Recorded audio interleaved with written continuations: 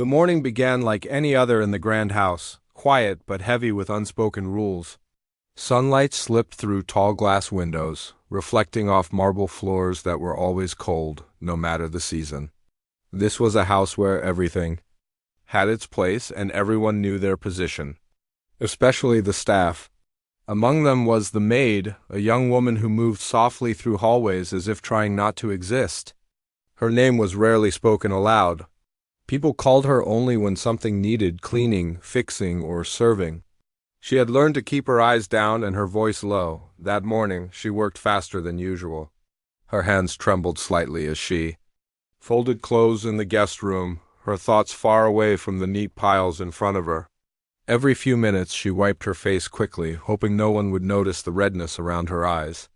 But pain has a way of leaking out, even when you try to hide it. Downstairs, the CEO of the company that owned this house had just returned from an early meeting.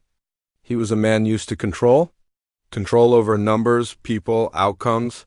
His life ran on schedules and decisions that affected thousands. At home, he expected the same order and silence. As he walked through the corridor toward his study, something unusual stopped him. A sound that didn't belong in this house. Crying. Not loud, not dramatic. Just quiet, broken sobs, as if someone was trying very hard not to be heard. He slowed his steps. At first he thought it was his imagination. This house was never emotional. It was efficient, cold, but the sound came again, clearer now. It was coming from the small storage room near the back staircase, a place where old supplies were kept and where staff sometimes hid for a moment of rest. He hesitated. CEOs were not known for checking on crying maids. It wasn't his problem, it wasn't his role, yet something tugged at him, something uncomfortable and unfamiliar. Against his usual instinct, he walked toward the sound. The door was slightly open. Inside, sitting on a low wooden stool, was the maid. Her shoulders were shaking, her face was buried in her hands. For a moment, he simply stood there, unseen, watching a scene that felt strangely out of place in his perfectly ordered world. She looked small, smaller than he remembered. Not just in size, but in presence, like someone carrying a weight far too heavy for her frame. He cleared his throat gently. She froze. In a panic. She stood up so fast that the stool fell backward with a loud clatter. She wiped her face quickly, bowing her head, her voice barely audible as she apologized again and again for making noise, for stopping work, for existing at the wrong moment. He raised a hand, surprised by her fear. He had employees who argued with him in boardrooms without hesitation, yet here was someone terrified just to be seen crying. "It's okay," he said, his voice softer than usual. "You're not in trouble." She didn't look up. Her fingers clenched the edge of her apron. "Why are you crying?" he asked, then immediately wondered why he had asked that. All silence filled the room. Thick, heavy, the kind of silence that holds years inside it. I'm sorry, sir," she said finally. "It won't happen again." That answer bothered him more than the crying itself. It wasn't an explanation. It was surrender. He took a step closer, careful not to sound like an order. "You don't need to apologize. I asked a question." She swallowed hard. For a moment, it looked like she wouldn't speak at all. Then her shoulders sagged as if something inside her finally gave up. "My mother is sick," she said quietly. The words were simple, but they landed harder than he expected. "She's been sick for a long time." The maid continued, still staring at the floor. "I send money every month, but it's not enough anymore. The hospital says she needs treatment soon. If we wait, it might be too late." Her voice cracked on the last sentence. He felt something tighten in his chest. He had heard similar stories before, statistics, charity reports, CSR meetings. But those stories were always numbers on paper. This one was standing in front of him, shaking. "I got a call this morning," she went on. "They said I have 3 days to bring the rest of the money." She let out a small, bitter laugh.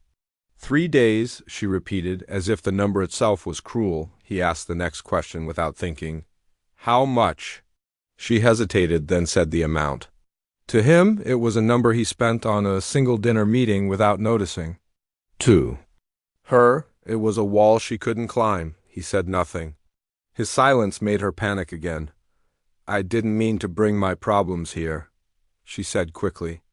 "I know this is not my place. I'll work harder.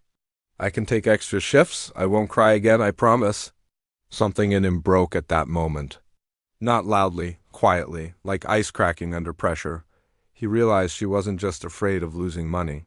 She was afraid of losing her job, losing her only lifeline. Losing everything. He looked around the small room. The cleaning supplies, the dim light, the hidden corner of a massive house. This was where she had chosen to cry, away from everyone.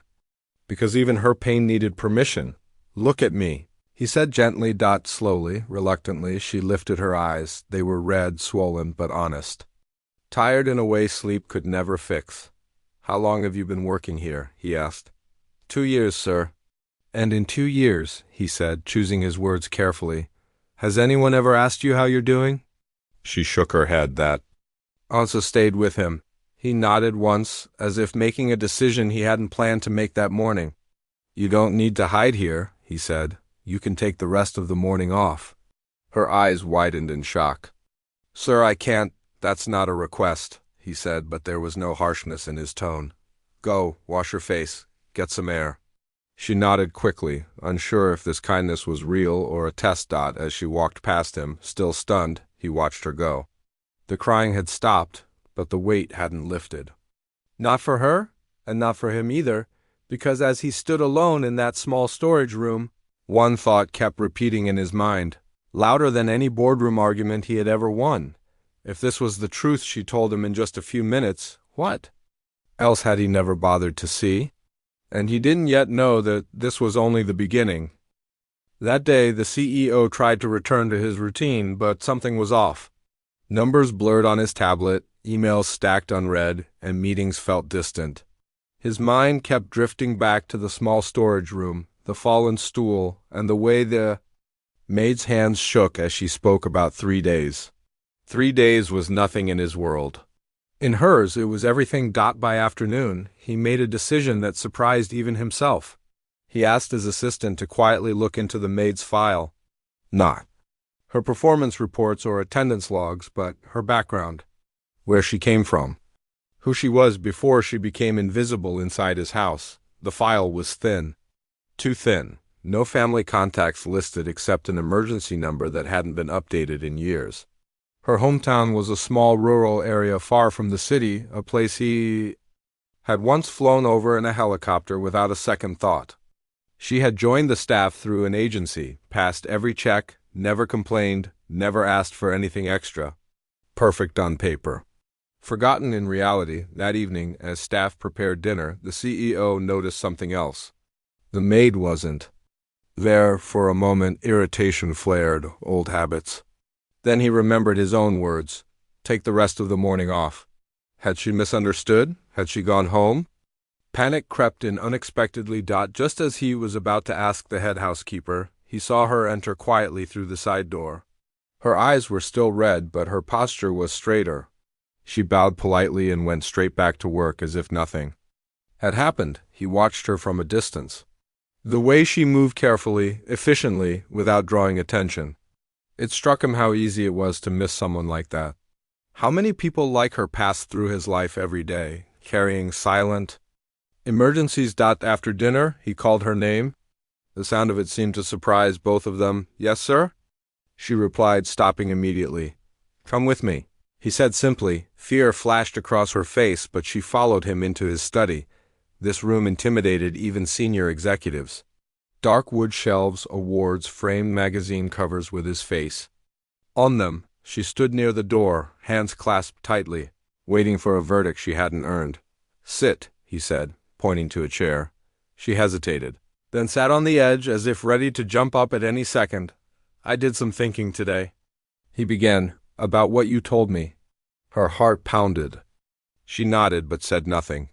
"You said your mother is in the hospital," he continued. "What illness?" she explained softly. The words came faster now, as if she had already accepted the worst. Years of treatment, debts, relatives who helped. At first, then disappeared. A father who had passed away when she was younger. She was all her mother had. He listened without interrupting. Truly listened. Not as a boss, but as a human being. When she finished, the room felt heavier. I want to help, he said. Her head snapped up. Sir, I want to help you, he repeated. With the hospital bills, her breath caught. For a moment, she thought she had misheard. This kind of thing didn't happen. Not to people like her. I can't accept charity, she said quickly, panic mixing with pride. I'll work it off. I'll clean more rooms, work nights, anything. He shook his head. This isn't charity. Consider it an advance. Or support. Call it whatever makes you comfortable. Tears welled up again, but this time they were different, confused, overwhelmed. Why? She whispered. That question hit him harder than any accusation. Why help? Why now? Why her? He leaned back slightly. Because if I don't, he said honestly, then all my success means nothing. She covered her mouth, trying to hold herself. Together, no one had ever spoken to her like that. He told her the arrangements would be made immediately. The hospital would be contacted directly. No paperwork for her to worry about. No repayment schedule hanging over her head. She stood up suddenly and bowed deeply. Too deeply, her shoulders shaking again. Thank you, she said over and over, her voice breaking. Please, he said gently. Don't bow like that. She looked up confused. You're not beneath me, he said. You're just someone who needed help. Those words stayed with her long after she left the room, but help, he would soon realize, was only the surface of something much deeper. Over the next few days, changes rippled quietly through the house. The maid smiled more, though she still worked just as hard. The tension in her shoulders eased slightly. Phone calls from the hospital brought better news. Treatment had started. Time had been bought. The CEO noticed something else, too. Other staff members seemed more relaxed around him. Whispers spread, not of fear, but of surprise. He wasn't sure how he felt about that. One afternoon, as he prepared to leave for work, he saw the maid struggling to carry a heavy laundry basket up the stairs. Leave that? He said instinctively, reaching for it. She froze, horrified. Sir? No, I've got it, he said, lifting the basket easily. The housekeeper stared in shock. The maid didn't know where to look. That moment felt small, almost ridiculous, but it shifted something inside him. Power didn't have to mean distance. Authority didn't require blindness. Later that week, the maid asked for permission to visit her mother after work. Take as much time as you need, he said. She smiled, a real smile this time. That night, alone in his study, he found himself thinking about his own childhood. A mother who had worked endlessly. A father who had been distant, always busy. He had promised himself he would never be powerless again. Somewhere along the way, that promise had turned him into someone who forgot how it felt to need. What he didn't know yet was that the truth the maid had shared was only one part of her story. There was another truth. One she hadn't told him. One she didn't even know mattered, and when that truth finally came out, it wouldn't just melt his heart. It would change both of their lives forever. The following days unfolded with a strange calm, the kind that settles before something life-changing reveals itself. The maid returned from the hospital visits lighter each time, carrying quiet gratitude instead of constant fear. Her mother was responding to treatment, slowly but surely. Doctors spoke with more confidence now. Hope, something she had stopped allowing herself to feel, began to creep back into her life. The CEO noticed the change immediately. Not because she worked differently, but because she existed differently. She walked with less tension, spoke with a steadier voice. And for the first time since he had known her, she laughed softly once while talking to another staff member. That sound caught him off guard. It echoed in his mind longer than it should have. One evening, as rain poured outside and the mansion felt unusually empty, the CEO stayed late in his study. He reviewed old files, documents he hadn't touched in years. One folder in particular caught his eye, marked with a faded label from a charity project he had funded long ago. A rural outreach program, medical aid, emergency housing. He flipped through pages absent-mindedly until a name stopped him cold. It was her mother's name. His heart skipped. He leaned forward, rereading it. Same spelling, same age. Same hometown. At first he dismissed it as coincidence. Common names existed. But something gnawed at him. A memory surfaced, distant but persistent. Years ago, during a visit to that very project, he had met a young woman. She was pregnant, scared, abandoned by her partner, and desperate for help. He had arranged temporary care, medical support, and funding, then he had left. Life moved on, or so he thought, hands trembling slightly. He checked the date, the timing aligned perfectly. His chest tightened. He closed the file slowly, as if afraid it might vanish. That night, sleep refused to come. The next day, he called the maid into his study again. This time, she entered with less fear but more curiosity. She could sense something was different. His expression wasn't stern or gentle. It was conflicted. "Sit," he said quietly. She obeyed. "I need to ask you something personal," he began. "You don't have to answer if you're uncomfortable." She nodded, nervous but respectful. "Your mother," he said carefully. "Did she ever receive help from a foundation or charity?" "Many years ago?" Her eyes widened. "Yes," she said slowly. "When she was pregnant with me, she told me about it once. A man helped her when no one else would." The room felt suddenly too small. "Did she ever tell you who that man was?" he asked. She shook her head. "No, she said he was important, busy, that he helped and disappeared. She never blamed him. She said without him, I might not be alive." The words struck him like a wave for the first time in years. The CEO felt truly unsteady. He dismissed her gently, telling her to take the rest of the evening off.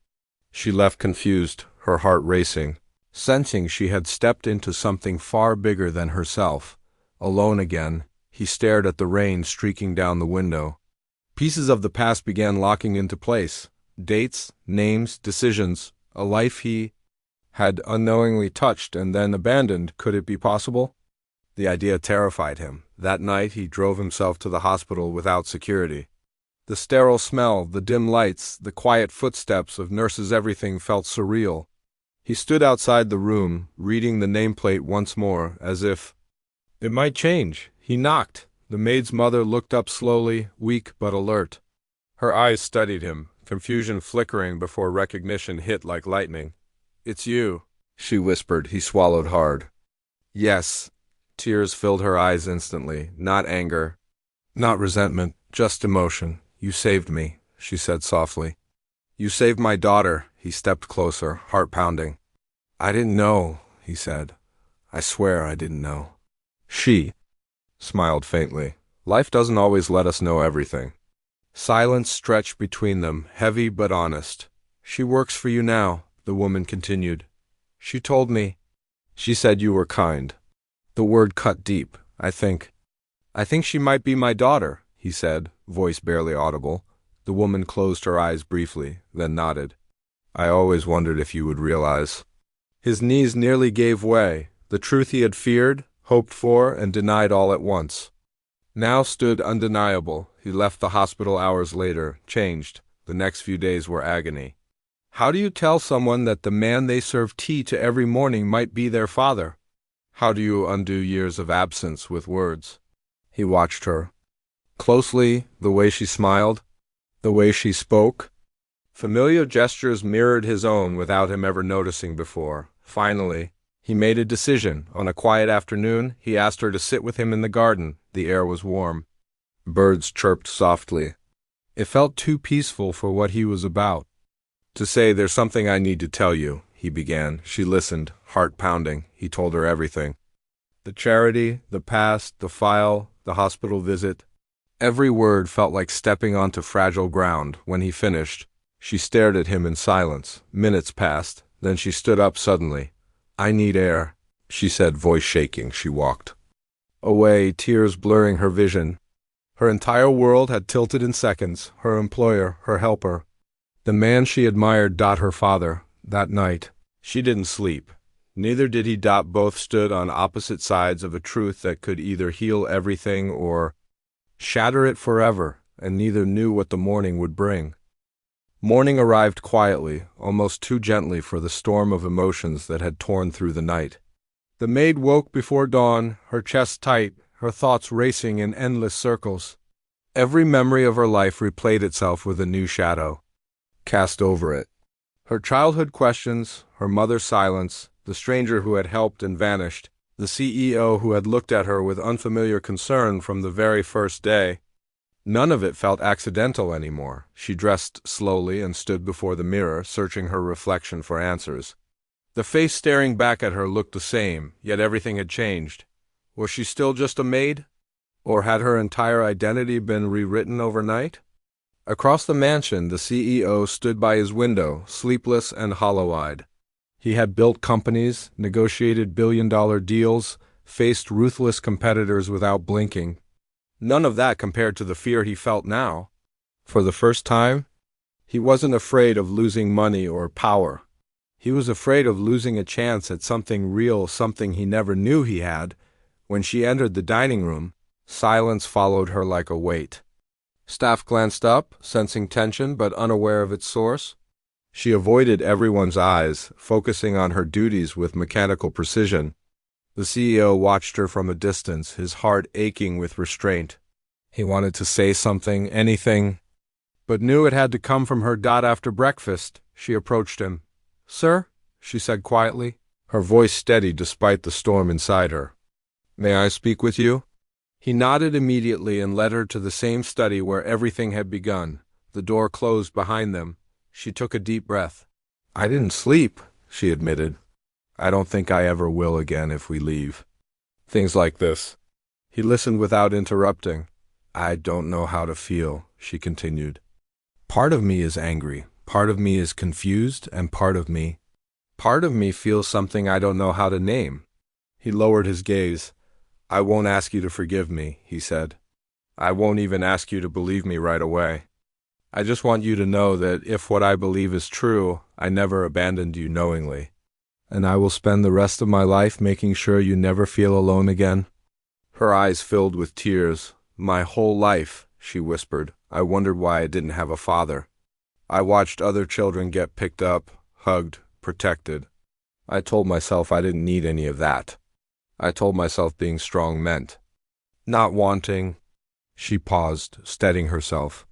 "And now you tell me the man I work for, the man I cry in front of, the man who changed my life without knowing it, might be my father."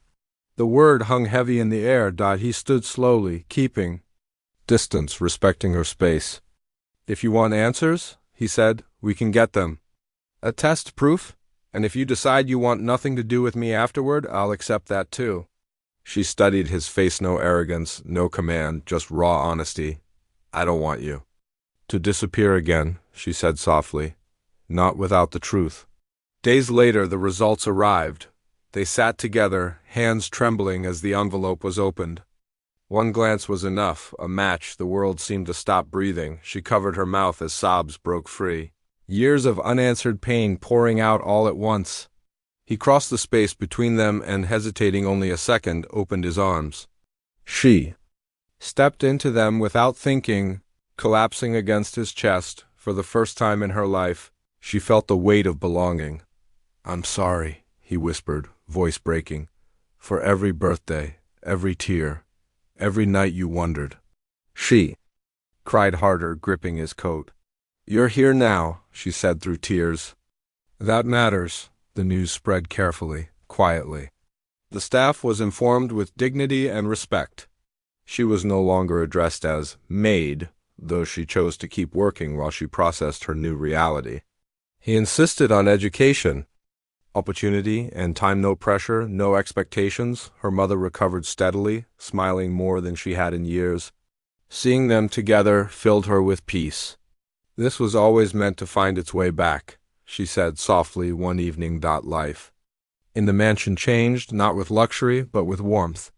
Shared meals, long conversations, awkward laughter. Missed years slowly stitched together through patience and effort. One evening, as the sun dipped below the horizon, she sat beside him in the garden. "What do I call you?" she asked. He smiled. Gently, eyes shining. "Whatever feels right to you." She thought for a moment, then leaned her head against his shoulder. "Let's start with Dad." He closed his eyes, emotion overwhelming him. The CEO, who had everything, finally understood what he had been missing all along. and the maid who once cried alone had found not just her truth but her family. What began with tears ended with healing. And though the past could never be rewritten, the future stood wide open, filled with second chances, forgiveness, and a bond stronger than anything money could buy.